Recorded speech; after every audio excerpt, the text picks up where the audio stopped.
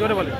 হ্যাঁ দর্শক, কিছুক্ষণ আগে এই প্রেস ক্লাবে পুলিশ নিয়োগপ্রাপ্ত সুপারিশপ্রাপ্ত শিক্ষকদের উপর হামলা করেছে এবং কয়েকজন মহিলাও এখানে আহত হয়েছে, আপনারা দেখতে পাচ্ছেন, এবং কয়েকজনের চোখে চুনও দেখা যাচ্ছে।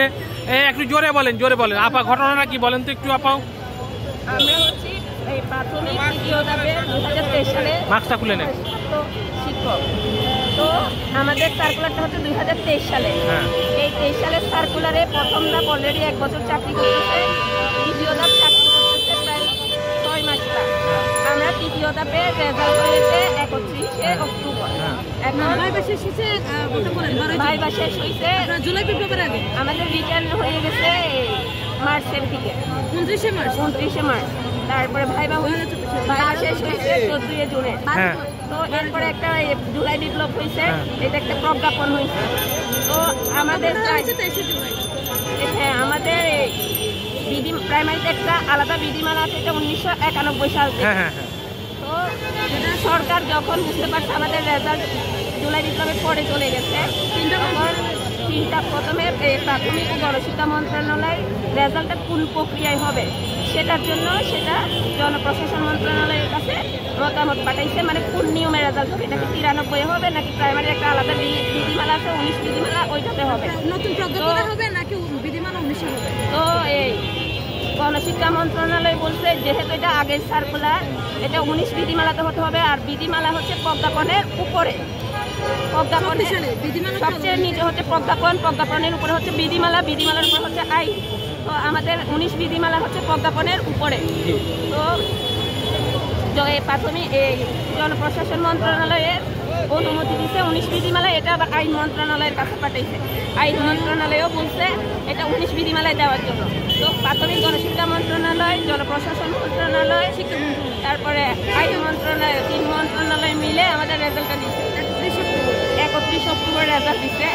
এটাতে চূড়ান্তভাবে সুপারিশপ্রাপ্ত হয়েছে 6531 জন।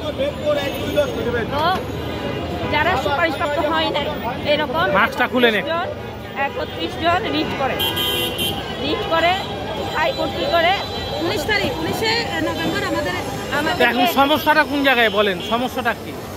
সমস্যা হচ্ছে মানে আমাদের তো বিধিমালা অনুযায়ী রেজাল্ট হয়ে গেছে, এখন বলতেছে মানে বিধিমালা হচ্ছে আলাদা একটা বিষয়, প্রজ্ঞাপন 93 আছে, তো 93 হবে না। এটা প্রাইমারিতে প্রথম ধাপ অলরেডি সার্কুলারের প্রথম ধাপ দ্বিতীয় ধাপ একই সার্কুলারে চাকরি করতেছে, শুধু আমরা তৃতীয় ধাপ বলছে, মানে এটা হচ্ছে আপনারা কি সুপারিশ প্রাপ্ত? আচ্ছা, কতদিন ধরে আন্দোলন করছেন এখানে? আমরা 11 দিন ধরে। 11 দিন ধরে। তো আপনারা এদিকে কোন দিকে যাচ্ছিলেন? এদিকে সচিবালয়ের দিকে। আচ্ছা, এই সচিবালয়ে শাহবাগে শান্তিপূর্ণভাবে অবস্থান করছিলাম, এরপরে শান্তিপূর্ণভাবে আমরা আপনার সচিবালয়ে আসছি। আসার পরে সচিবালয়ে কি না এই যে আপনার হচ্ছে ফোয়ারা চত্বর, কোন জায়গায় আপনাদের বাধা দিচ্ছে পুলিশ? সামনে শিক্ষা ভবন। শিক্ষা ভবনের ওখানে দিয়ে তারপরে কি হলো? আস্তে আস্তে এখানে আসতেছিলাম, পুলিশ আমাদেরকে ওখানে অ্যাটাক করে এবং অ্যাটাক করার পরে ওনারা আমাদেরকে টিয়ার শেল এবং জল কামান মারে। আচ্ছা, ঠিক আছে, ওকে। দর্শক, আপনারা দেখতে পেলেন যে একজন নারী, একজন, এবং এখানে অভিযোগ করা হচ্ছে যে পুলিশ তাদের ওপর খুব বাজে ব্যবহার করেছে এবং লাঠিচার্জ করেছে। কয়েকজন নারী শিক্ষককে আপনারা দেখতে পাচ্ছেন দর্শক, এবং অসংখ্য এখানে শিক্ষক এখানে অবস্থান হচ্ছে, এবং কয়েকজন আপনার ওপর কি হামলা হয়েছে? পুলিশ হামলা করছে, লাঠিচার্জ করছে পুলিশ কি আপনাদের বলছিল যে সরে যান আগে, না কিছু বলছে না, হঠাৎ লাঠিচার্জ শুরু করছে? আমাদের কথা হলো যে আমাদের শান্তিপূর্ণ মহাসমাবেশ ছিল, জি, তো আজকে আমাদের শুনানি হওয়ার কথা ছিল ৭৭ নম্বর সিরিয়াল। আমাদের মন্ত্রণালয় থেকে কোনো ভূমিকা নেয়নি আজকে শুনানি করানোর জন্য, এবং আমরা এই বিরতি খবর পাই আজকে শুনানি করাবে না। আচ্ছা আচ্ছা, তখনই আমরা সচিবালয়ের মুখী হই। আচ্ছা আচ্ছা, তারপরে পুলিশ আপনাদের উপর লাঠিচার্জ করছে। আচ্ছা, ঠিক আছে। দর্শক, এই যে শুনতে দর্শক শুনতে পেলেন যে একজন মূলত অভিযোগ করলেন যে পুলিশ তাদের উপর জল কামান, টিয়ার সেল এবং লাঠিচার্জ করেছে, এবং তাদেরকে সাউন্ড গ্রেনেড মেরেছে এবং ছত্রভঙ্গ করে দিয়েছে, এবং কয়েকজন নারীও এখানে আহত হয়েছে বলে আপনারা দেখতে পাচ্ছেন। একজন নারীকে পুলিশ কি আপনাদের পেটালছে নাকি? পুলিশ হামলা করছে নাকি আপনার উপর? না, আমি একটু পরে আসছি আপু, আমি বলতেছি দর্শক। আচ্ছা, কেমন কথা ভাই, আমরা শিক্ষক, এই পুলিশের ন্যূনতম আমরা গ্রাজুয়েশন করা, তারপরে আমাদের উপর কেন অত্যাচার করা? আমরা শান্তিপূর্ণভাবে অবস্থান। আচ্ছা, এখন আপনাদের দাবিটা কি বলবেন একটু? আমাদের একটাই দাবি, আমাদের যোগদান দেখ, আমরা ফিরে যাব। যোগদান না দিলে সবাই একসাথে মারা যাব। 6531 জন হয় না গুলি করে মারবে, তাইলে যোগদান দিবে। দুইটার একটা। এই প্রজ্ঞাপনটা কোন জায়গায় আটকে গেছে, কি ভাবছে? মানে প্রজ্ঞাপনটা কোন জায়গায় আটকা আছে?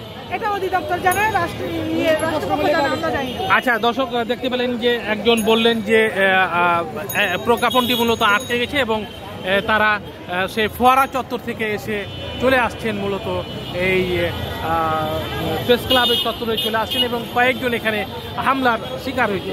তো দর্শক, আমার দেশে লাইভের সঙ্গে থাকুন, দেখা হবে পরের স্পটে।